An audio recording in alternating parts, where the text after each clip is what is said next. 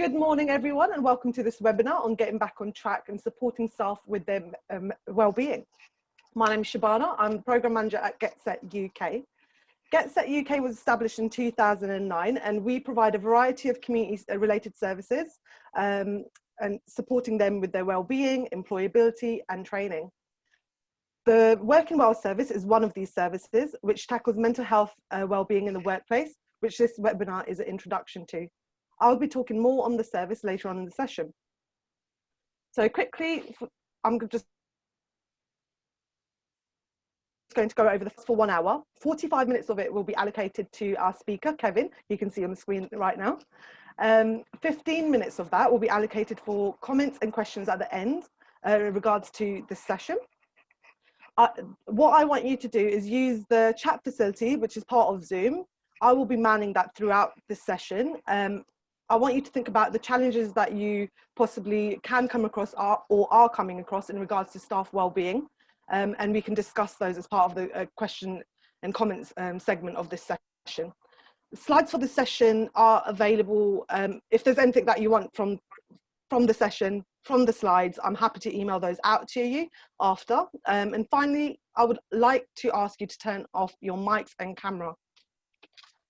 Okay, so without further ado, let me introduce you to Kevin. So Kevin is the co-founder of Big Dog Little Dog, a social enterprise that delivers employment-related mental health training around London and beyond. He has a broad occupational background from the police to public house management and has lived experience of severe depression and anxiety. A popular public speaker, Kevin has a client list which includes central government, local authorities, multinationals and small businesses. In 2012, he was awarded a fellowship by Institute of Employability Professionals, and in 2019 by the Royal Society of Arts for his outstanding commitment to helping people return to work after experiencing mental health problems and improving how individuals approach mental health in the workplace. Okay, Kevin, over to you. Lovely, thanks Shabana, and good morning everyone. As Shabana says, we have got a chat facility down here. Because this is Zoom, there's also a Q&A. We're not using the Q&A. So if you do have any questions from today's session, please pop them in chat. Shabana's going to keep an eye on them. If you want to go into chat to discuss what's appearing on screen, Shabana will be in there. If you just want to focus on what I'm saying and what's appearing on screen, that's fine as well. So welcome to this 1 hour webinar. This is kind of a part 2. We were delivering webinars on behalf of GetSet during lockdown. A webinar we called the Dickens Perspective that focused on how to support the mental health of your staff while they're working from home. Today, we've taken a natural chronological leap forward. So we're going to kick off today by thinking about COVID-19 lockdown and unlock. Why might there be mental health challenges present? From there, we're going to look at something called the Tuckman model, which we used on the previous webinar. We're going to use it in a different context today and really see how it helps us structure our thinking around how to unlock the workplace safely.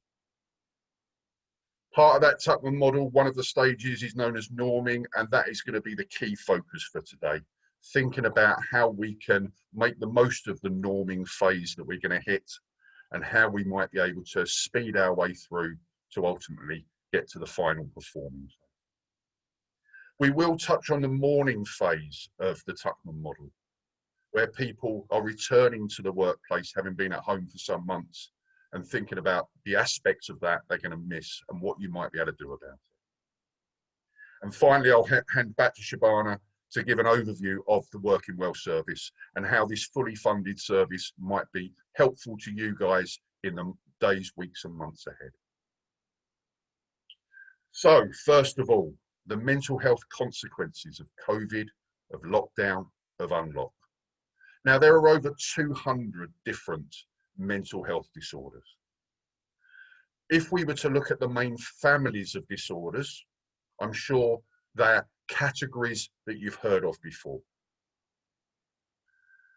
More than that, I'm sure you've heard of many of the disorders that fit in those categories. And you might have staff who have any one of those, or more than one as a diagnosis.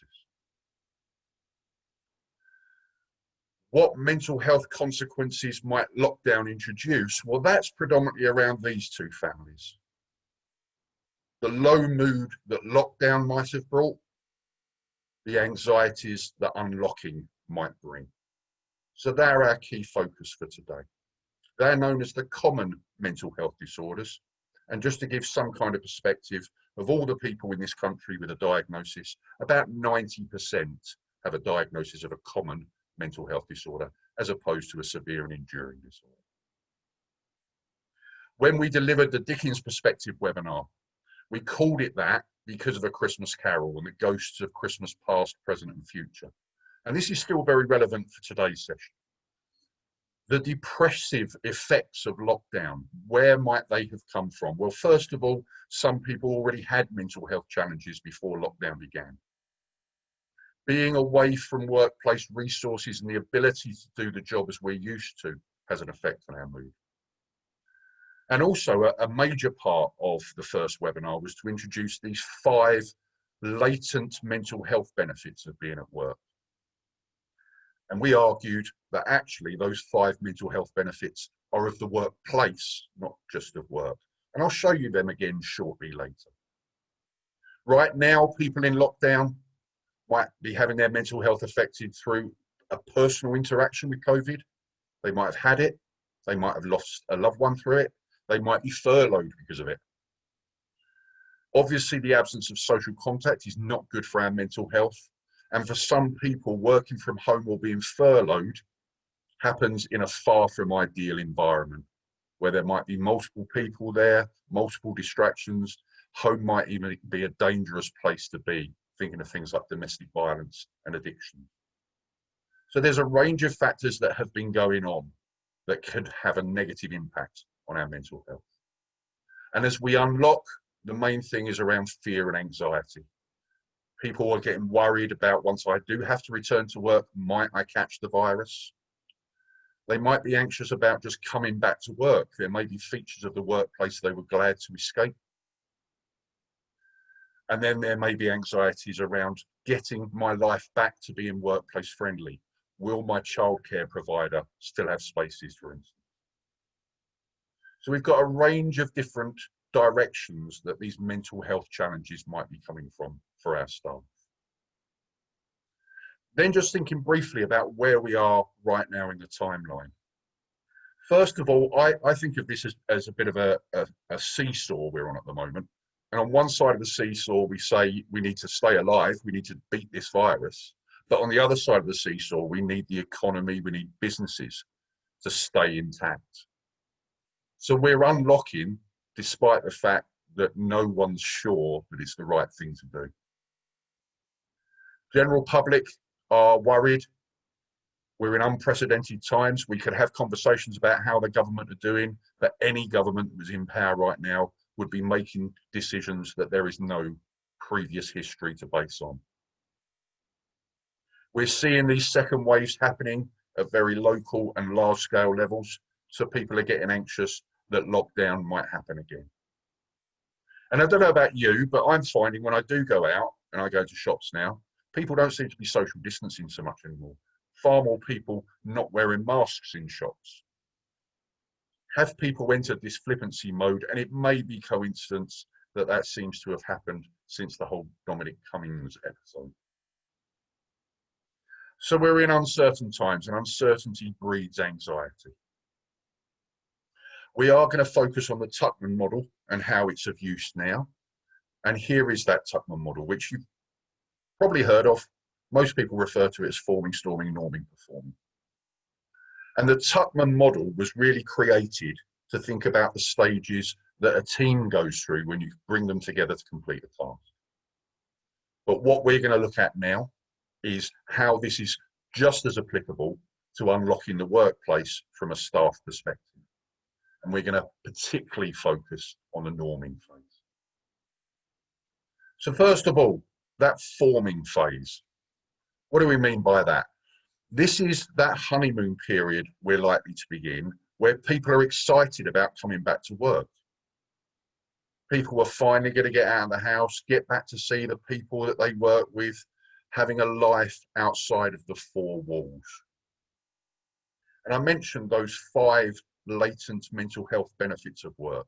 So as we get people back in the workplace, we are reintroducing them to those 5 latent benefits. And here they are briefly. This is the theory that work and the workplace bring these 5 things to our life, which are good for our mental health and may have been missing during lockdown. So that forming period, initial excitement, staff can't wait to get back. We will then almost inevitably move into this storming phase. Storming is when that honeymoon period's over and we start seeing the cracks in our grand design.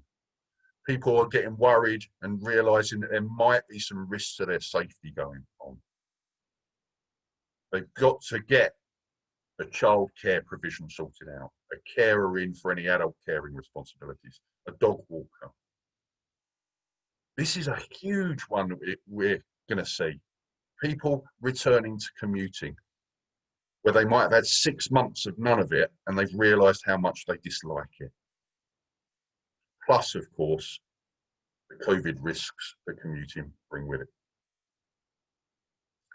And for some, there'll be features of the workplace that they don't want to come back to. Maybe their work environment isn't as nice as home. Maybe there are people in the workplace, customers and colleagues, that they've been glad to be away from. Maybe there's been bullying in the workplace. So we will have a phase where it isn't so rosy anymore. And what we need to do is move our organisation from that into that new normal that people talk about. And that's what the norming phase is all about in Tottenham. Norming for us in this context, how can we shorten down that storming phase and get to a functioning business again? And I'm going to come back to this. We're going to go into some detail on norming, but the kinds of things we're thinking about here. How can we be talking to staff to understand their fears? How can we make sure that work environment is as COVID safe as possible? And we'll look at a tool soon on how we might think about who returns, when is it appropriate for specific people to come back to the workplace. And we need that norming phase if we're to then move in to performing. What do we mean by performing in this context? Well, this is that new normal. What it may look like. Our organisations are functioning effectively again. For some organisations, maybe better than before lockdown began. Home working has had to happen a lot in the last 6 months, and for some people, they've not been able to be as efficient being away from the office. But we have seen that some people have thrived working from home. And one of the hopes we've got for the new normal is that organisations will reflect back on lockdown and identify, actually, there are some good features we might want to keep, and home working may be one of them. It may be under the new normal that some social distancing measures remain. Years ago, I used to teach food safety training. And before my learners turned up, I used to sprinkle a powder around on the doorknobs and community areas. Didn't tell them I'd done it. And throughout the day's training, and we'd have breaks, they'd go to the toilet, they'd wash their hands. And at the end of the session, I used to pass around an ultraviolet torch, and they'd see just how much of that dust was still on their hands. And I think what we've been through in the last 6 months has kind of educated the public more around how easily disease can spread. Also, a big hope for us is that during these 6 months, we've tested new ways of working, and we've actually found that some of them are really fantastic.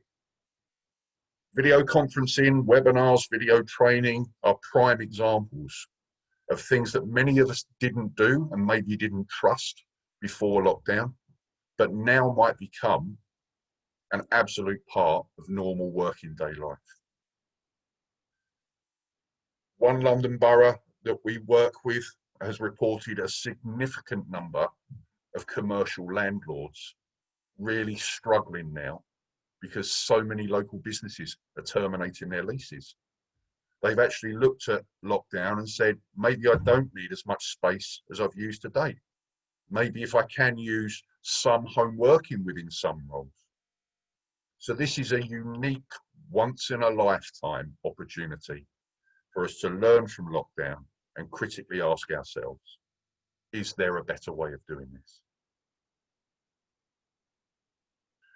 I showed you the morning phase as well. So just to mention morning. Morning in the context of the pure Tuckman model. I mentioned that the Tuckman model was developed around bringing a team together to complete a task. So when that task is completed, you break the team up. So the morning phase of the Tuckman model is dealing with people missing being in that team. Translate it into our context. So what we're really thinking about now is when people are required to return to work, there will be some aspects of working from home that they'll miss, and a few examples appearing on your screen now.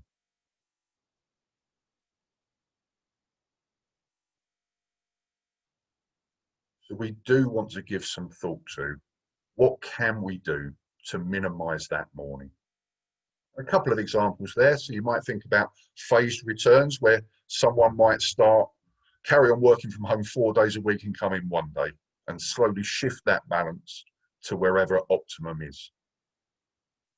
Another interesting example there about starting the day with video meetings.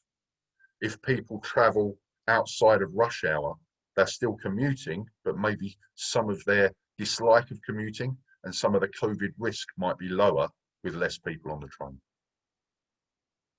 So we do need to think about that morning phase. But now let's come back and spend some proper time thinking about the main phase that I mentioned today, this norming phase. This is the bit that if we do this right, we can speed up unlock and get our organisations working effectively despite the challenges we've been through. In thinking about that unlock, there's a range of different factors we need to consider. We need to make sure that the work environment is as COVID safe as possible. How we expect people to go about their work may have to change to make it COVID safe. People's actual job roles may change. Maybe their working hours might change. For some of you, I'm sure interaction with public is a vital part of your organisation. So how do you safeguard the public as you unlock the workplace? But also, how do you safeguard yourselves from the public? And I say again about that commuting risk. I was delivering a webinar a few weeks ago to a central London local authority. And one of the delegates on that was saying, well, I'm now going to be cycling instead of getting the bus. But then I get to a part on my route where I have no choice. I've got to get on the tube. And at that point, I'm not fully in control. And it's a valid point. The Health and Safety Executive have published some guidance on working safely during COVID. And the link's at the bottom of the screen there. As Shabana said, she's going to show you her email address at the end of this webinar. By all means, email her for a copy of this slide deck as a PDF and visit that link.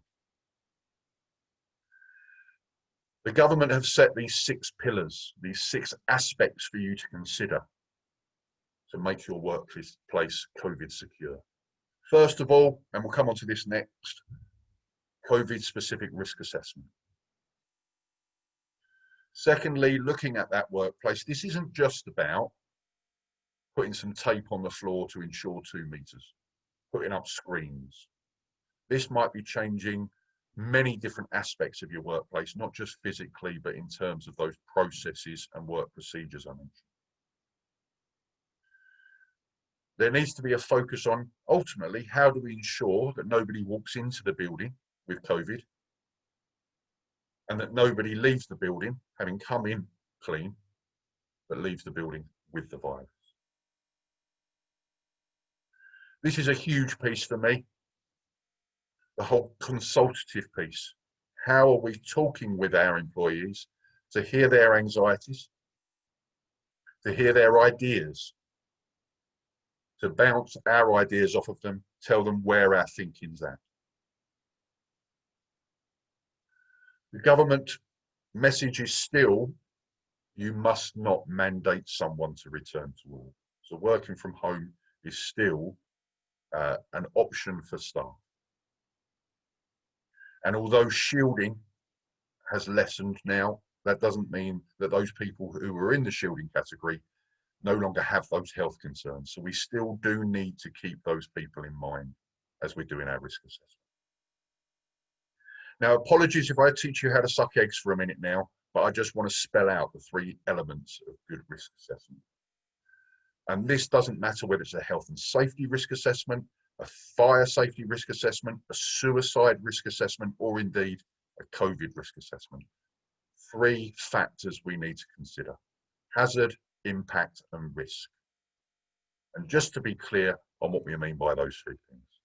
A hazard is something or someone that could cause harm. In the context of COVID, it's something or someone that could lead to a person catching the virus. By impact, we mean if that harm does happen, how much will it hurt? And by risk, what's the probability that that harm is going to happen? They are the 3 factors we need to consider in risk assessing how we're running our organisation. And to say again, this isn't just about the environment. Risk assessment for COVID in a nutshell is this. First of all, those hazards. Really, there are 3 types of hazards in your workplace, the 3 Ps: the place, the practice, the people. So the physical environment, how people are expected to go about their work, and the people themselves. They are the 3 things that could potentially cause harm. In terms of impact, whenever we identify a hazard, we're asking, if this does come true, is the impact going to be high, medium, or low? And please do consider the 2-way flow between those 2 branches. So how could the hazard create an impact? How could a place, a practice, or a person create impact? But also, what impact would it have on the place, practice, or person? So there's very much a 2-way flow there. Once we know our hazards and we know their potential impact, we can then say, so what's the risk? Again, high, medium, or low. What's the chances of this happening? And good risk assessment for COVID should say, can we remove the hazard? If not, can we avoid the hazard? Failing that, how do we reduce the risk?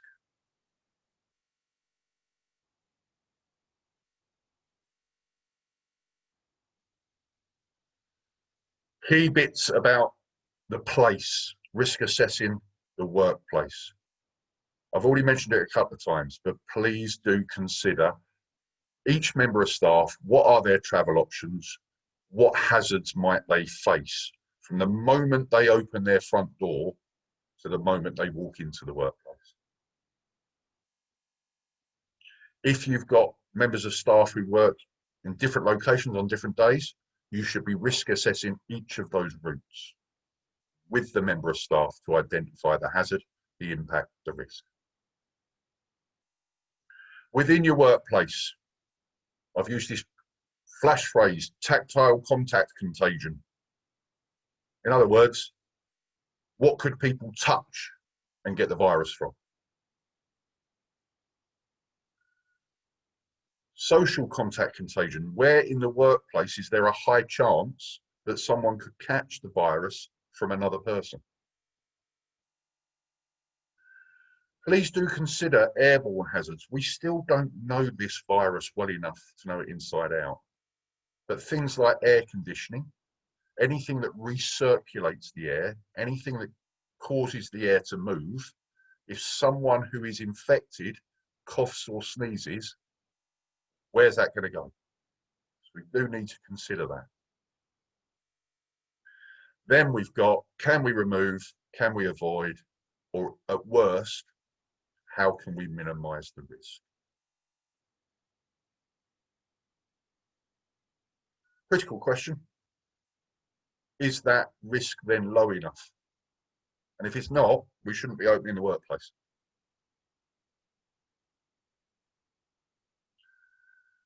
Please do keep your finger on the pulse in terms of what resources are available out there. There's a bit of a supply and demand thing going on at the moment. So there is currently, would you believe, a worldwide shortage of perspex. But equally, there are new tools and resources being released on almost a weekly basis, new ways that people are creating barriers to fight this virus. In terms of risk assessing our working practices, really there are 4 aspects to consider here. First of all, the working practices in terms of space. What I'm thinking about mainly here is how many people are in a room at any given moment in time. What about corridors where people may pass each other? I know of one local authority in London that has a huge building with 5 lifts that are notoriously slow. Like, you've got to turn up 20 minutes before the meetings if you're anywhere above the 4th floor. As part of their risk assessment, currently, some people are allowed back to work, only 1 person in the lift at a time. Think about tasks for your working procedures. How do people do their work? Do any of those tasks carry a COVID risk? And if so, what can we do about it to remove, avoid, or reduce? The resources used to get the job done, are they COVID friendly? Are there other resources that could be used that could lower the risk? And please also, the one that people miss out is time. Think about people's working hours. And how can we make sure that those working hours reduce the risk as much as possible? So the classic example, which I've already alluded to earlier, is rush hour. In this day and age, a lot of organisations no longer have to open at 9 and close at 5 Monday to Friday. There's a lot more flex. So let's look at what people's working hours are. And if we can get people commuting outside of rush hour, we're reducing risk.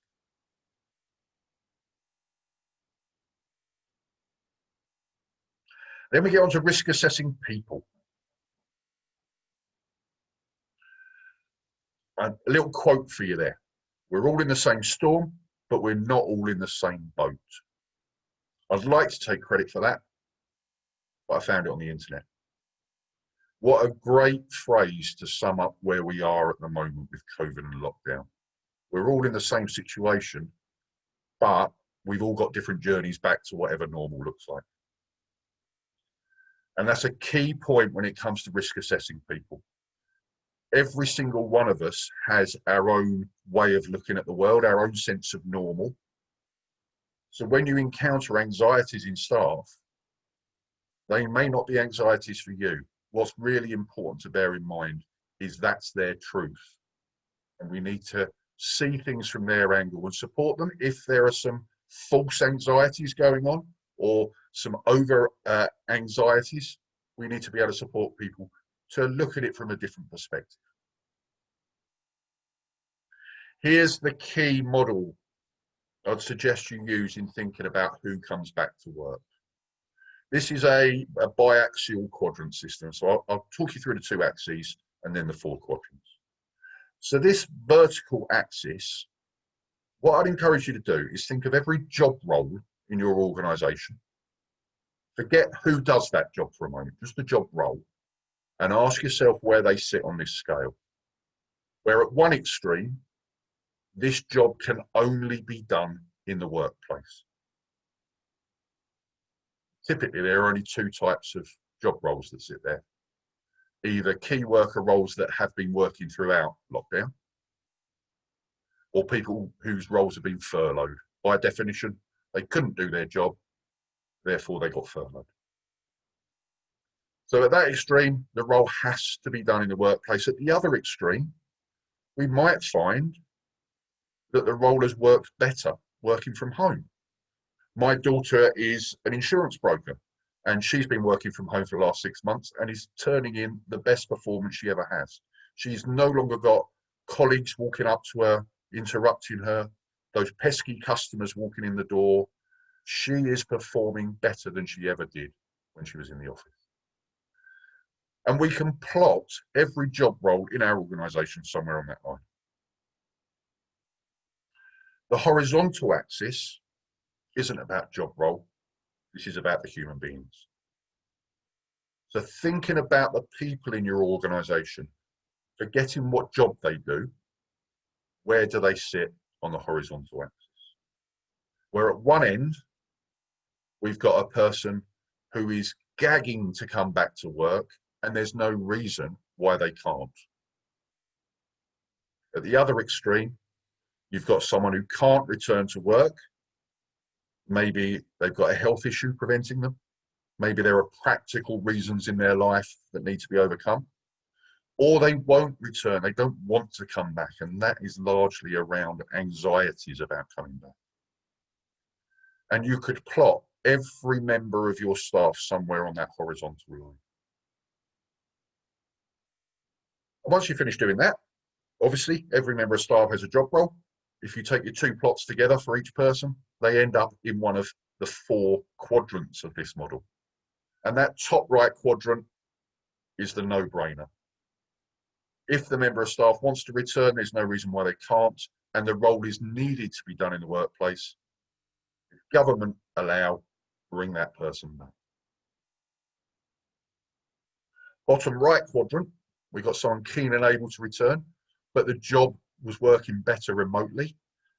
Well, there's some negotiation to do there, maybe even some split between working from home some of the week and coming into the workplace some of the week. That bottom left quadrant, person can't or won't return to work, and actually the job works better at home. So why would you bring them back if the role is working better from home? It's that top left quadrant where the challenge particularly is, where the role needs to be done in the workplace, but either the person can't or the person doesn't want to return.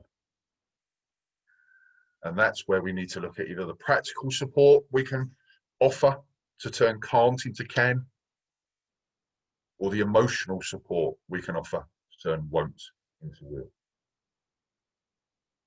So it's an interesting little grid.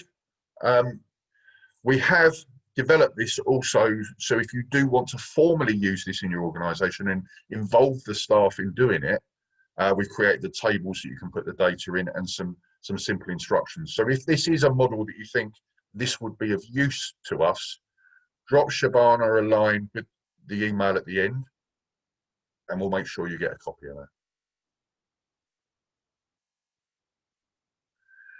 In terms of those people over on the left who don't want to return, the kind of anxieties we're typically seeing as Britain unlocks.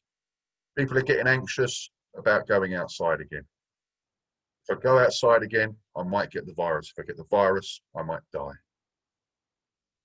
I've mentioned already, some people are getting anxious about the commute because it increases risk of COVID. Some people are just getting anxious about the commute because they've realised how much they hate it. There are concerns amongst some people about how social distancing, etc., is going to work in the workplace. So going back over the contents of this webinar, if we're carrying out this risk assessment, if we're doing good, clear consultation, we can influence whether this anxiety happens or not. The more your staff can see the planned approach, the consultation, the measures you're putting in place, the less those anxieties will be. Mentioned a couple of times, some people are getting anxious about those work-life logistics, getting them back in place so that they can return to work full-time. Furloughed staff, I'll mention briefly in a minute anyway, concerns about their job security, but beyond just furloughed staff, we are now officially in recession. We are likely to go back to a new way of working. More than just furloughed staff are worrying about whether their job's safe for the future. And then the final anxiety we're seeing is all the time COVID's in the news, some people won't be able to focus back on life fully. And the World Health Organization have clearly said we may never see the back of COVID, just as we've never seen the back of HIV. So the more we're talking with our staff to understand what anxieties they've got, the more we can support them in some areas, reassure them in some areas, give them further information to maybe challenge any of those anxieties that might be unfounded.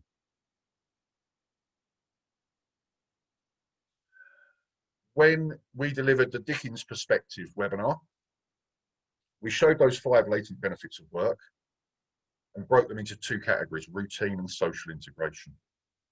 And we argued why they were at risk during home working. What we said was when people are at work, these benefits of having a routine are in place. When you're not in the workplace, including potentially working from home, there's a risk that these ones develop instead. And I wanted to show them again today now, because if that's come true and you've got staff who are now in the red zone, part of your challenge is moving them back into the green zone. Spotting any of those red factors amongst your staff and supporting them to get back the way things were back into that green zone.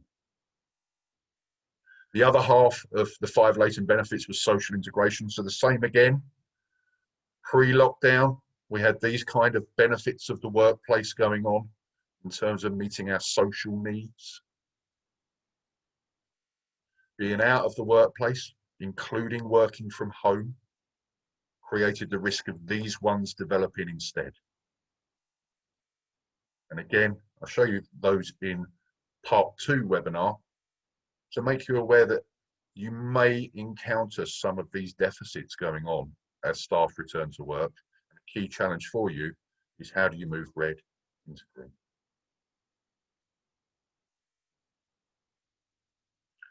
One slide on furloughed staff, and then I'm going to hand you over to Shabana to tell you a little bit about the Working Well service.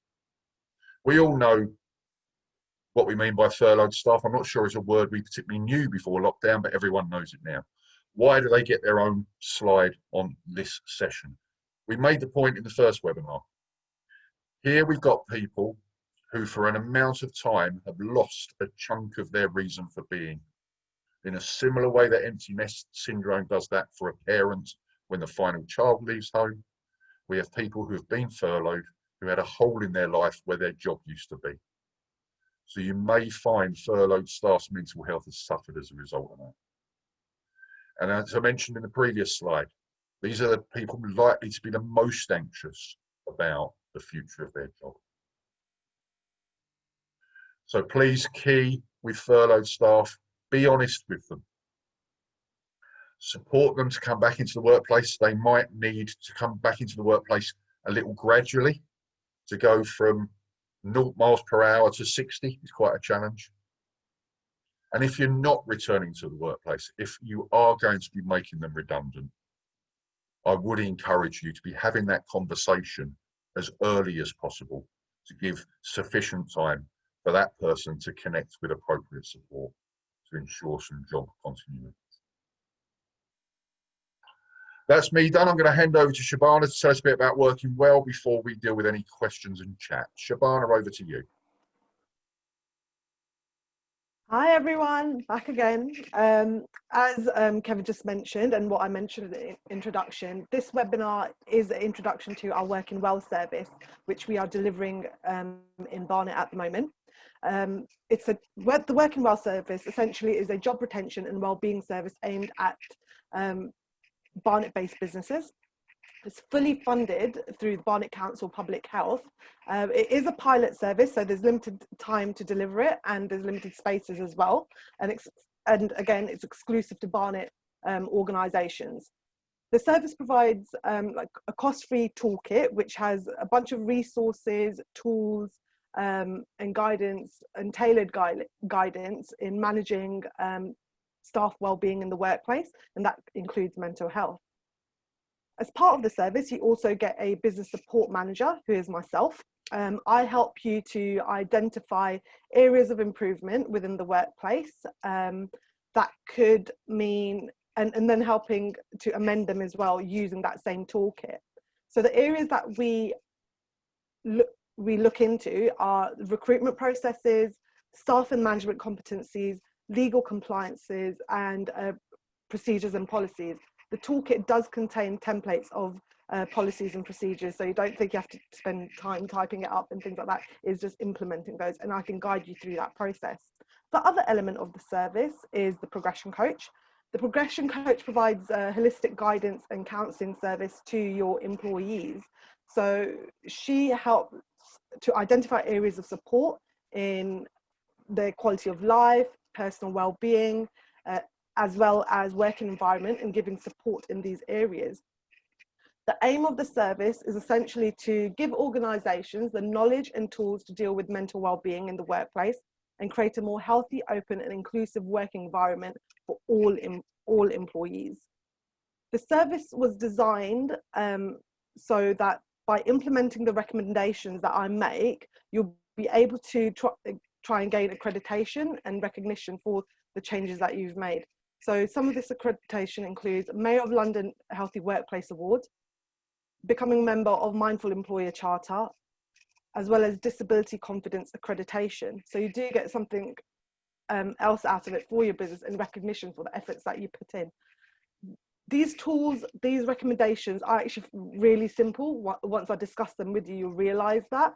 It's not as big as a lot of people may think. It's very simple sort of recommendations, but it's so beneficial for all your staff, and especially in this climate. The service was established prior to lockdown, so it's not something new to Barnet. It was something that was developed since November, but I have had more interest since lockdown.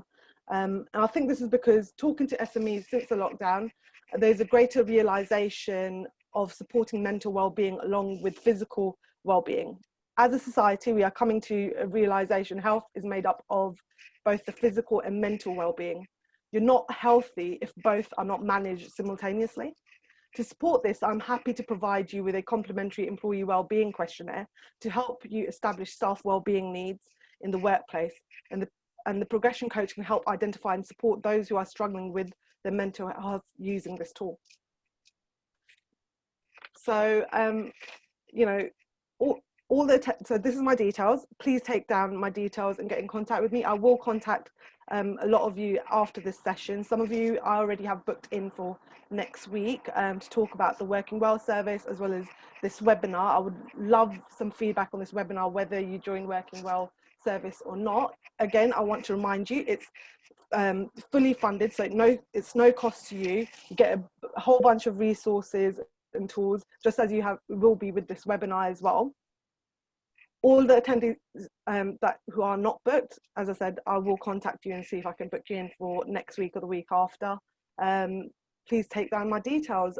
Any questions or anything like that, please put it into the chat and we'll try and discuss those. If you have any questions after this session, please email me and I'll try and get back to you, or Kevin will get back, you know, with Kevin.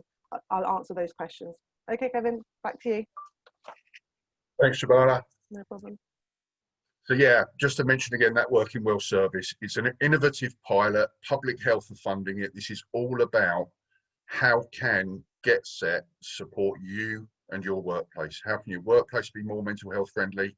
How can any of your staff who might be struggling turn struggling into thriving? So do have a look at that. Shabana, how was chat?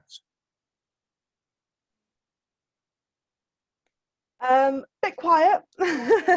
However, I have I'm trying to like preempt what they might be thinking.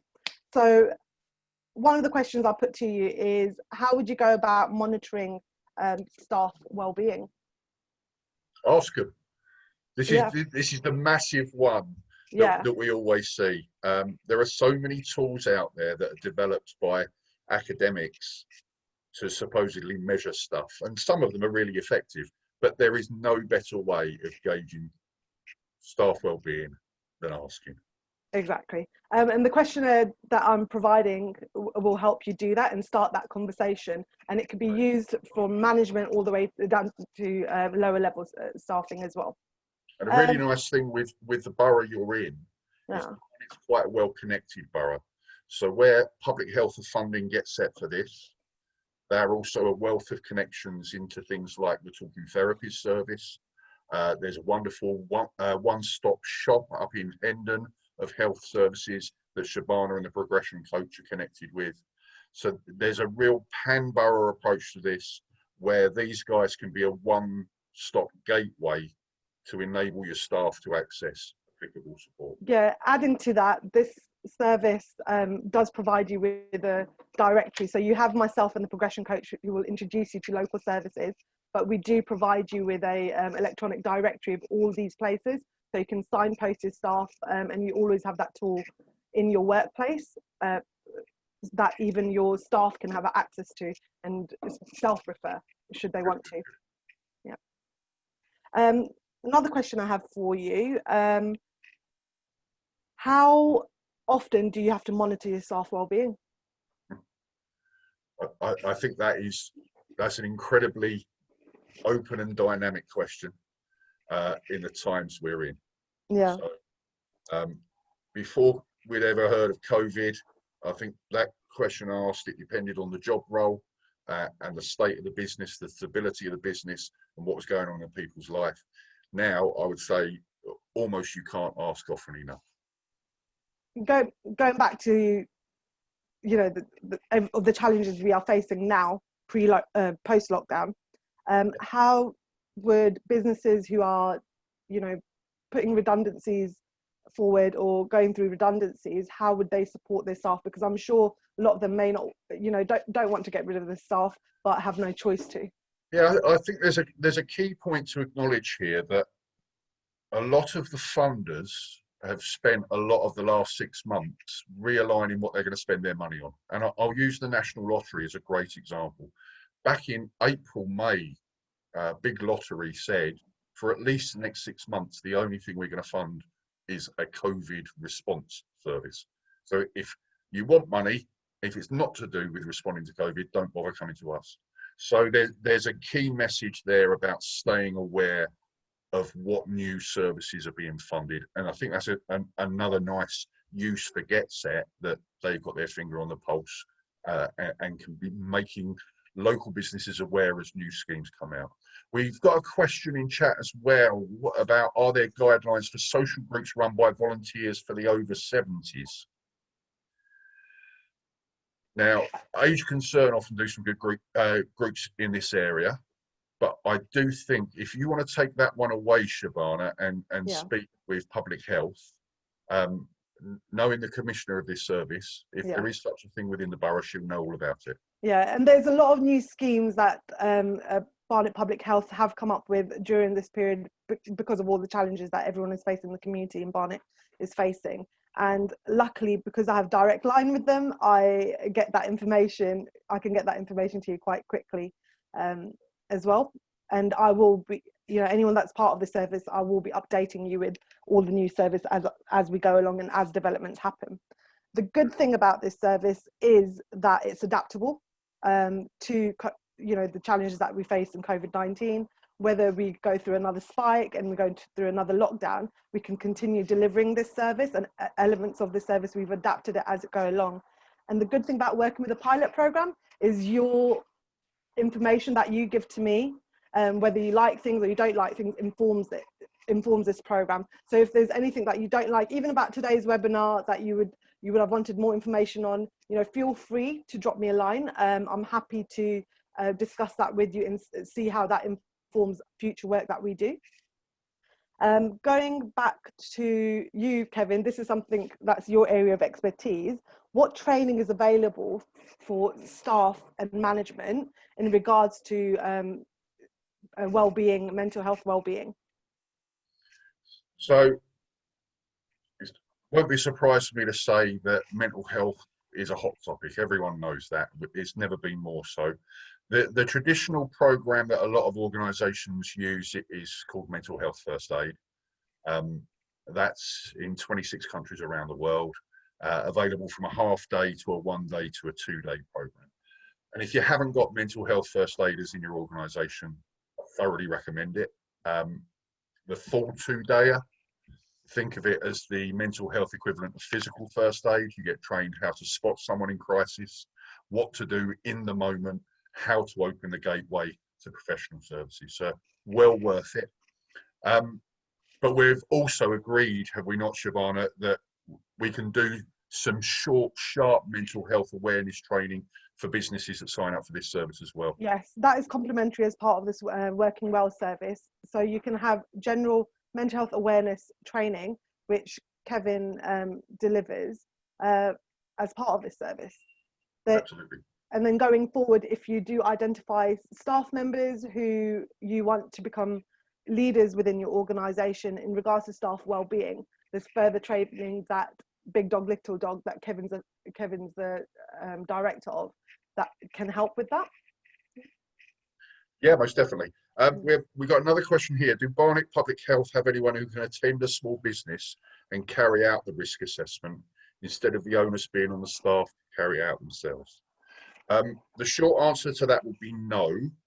And the reason for that is everything we need to do around COVID fits into health and safety at work legislation, ensuring the health, safety and well-being of our staff. Therefore, the obligation is on the employer to ensure it happens. Doesn't mean you can't bring an external person in, but the ownership of it needs to be through yourself. What I would say about that risk assessment is the best way to start a COVID risk assessment is with your member of staff thinking about it first and doing what might be 60, 70, 80% of the work. Because let's respect that they know their role better than we do. So always start it at the staff level, then management input. There are people out there that you could buy in for a day rate. You can imagine they'd be very busy at the moment. But perhaps something we can also arrange through the service is maybe a half-day session on how to do that risk assessment. Yeah, part of the Working Well service, just to make you aware, is helping you, develop risk assessment. So just as you have your normal physical risk assessment, the Working Well service and myself will help you develop questions within that risk assessment, which will identify staff well-being as well. And that's something that I can help you develop as part of your normal routines of risk assessment. And as Kevin is right, the start of it is all about your coming from your employees. Your employees know the environment the most. They are probably more aware of the risks in their day-to-day work than anyone, any of the management probably is. And you do have to look at the risk in relation to each person's job role as well. So this is where I help you and guide you as a business support manager as part of the Working Well service. Just another reason why this resource needs to be utilised. And Barnet Public Health are, really encouraging all the Barnet SMEs to utilise the service while it's still free. We've only got a couple of minutes left, so let's just deal with the other two questions hanging in the room. Sure. First of all, if you're a cooperative with no management, there must still be some form of governance where ultimately if the organisation was going wrong, someone would stand up and say, I'm responsible for this. And that's the area where the health and safety ownership needs to come from, and the risk assessment ownership. In terms of a business going into people's homes, plumbing and heating, social distancing good, wearing a mask good, anything else, I would devise a simple checklist that I send through to my customers in advance to say, please can you ensure that you do this to the route? Please can you tell me what the route is? If you're aware of each individual route, you can anticipate risk. Masks, great. Are we equipping people with disposable gloves? Are we equipping people with at least 70% proof isopropyl alcohol? I've got a big bottle of that here.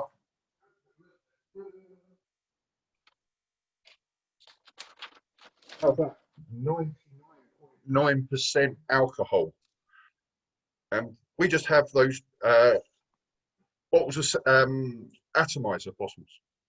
keep in the pocket. That stuff kills viruses, including corona, quite literally on contact. At most, it will take about 30 seconds to work. So first of all, onus on the customer. Make sure they are preparing as safe a route as possible. Secondly, yeah, let's be thinking not just about masks, but absolutely any skin contact onto contagious surfaces or human beings. I think we're out of time. Yeah. So all that remains on behalf of Get Set UK is for Shabana and I to say thank you all very much for coming along. We hope you found it useful. Just a reminder, if you do want the slides from today, drop Shabana a line at shabana@getsetuk.co.uk. We have also been recording this. So if you do want to watch this back, drop Shabana a line and she'll send you a link to it. Thank you, everyone. It was really nice seeing all of you attend. Thank Thank you. you all and stay safe, please. Yeah, please. Thanks. Bye all.